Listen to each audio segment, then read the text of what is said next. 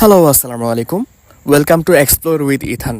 আমাদের আজকের video topic হচ্ছে কেন আমরা সব কিছু কম্পেয়ার করি। চলুন একটু বিশ্লেষণ করি। কম্পেয়ার করলে নিজেকে বড় মনে হয়। আমি যদি বলি আমার প্লেয়ারই সেরা, তাহলে মনে হয় আমার চিন্তাও সেরা। মানে ব্যাপারটা মেসি ভার্সেস রোনালদো না। আসলে ব্যাপারটা হচ্ছে আমার মত ভার্সেস তোমার মত। আমাদের মস্তিষ্ক সবসময় সহজ সিদ্ধান্ত নিতে চায়।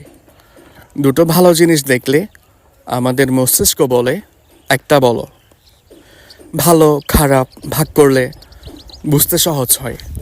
তাই আমরা বলি এটা বেস্ট, ওইটা না। আমরা এটা কেন ভুলে যাই? দুজন একসাথে ভালো হতে পারে। মেসি মেসির জায়গায় লিজেন্ড, রোনালদো রোনালদোর জায়গায় লিজেন্ড।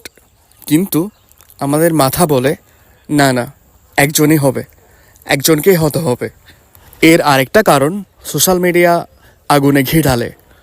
একটা পোস্ট মেসি গোট, আরেকটা পোস্ট রোনালদো ইজ কিং, ব্যাস কমেন্ট সেকশনও শুরু হয়ে যায় বিশ্বযুদ্ধ।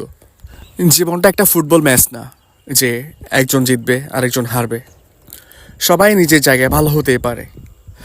এই জায়গা থেকে আমাদের একটা শিক্ষা নেওয়ার ব্যাপার আছে।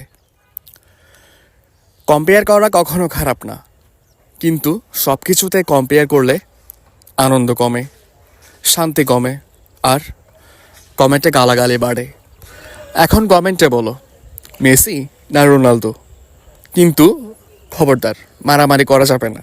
ভিডিও ভালো লাগলে প্লিজ আপনার বন্ধুবান্ধব এবং আপনজনের সাথে ভিডিওটা শেয়ার করবেন এবং আমাদের চ্যানেলটা সাবস্ক্রাইব করতে ভুলবেন না। ধন্যবাদ।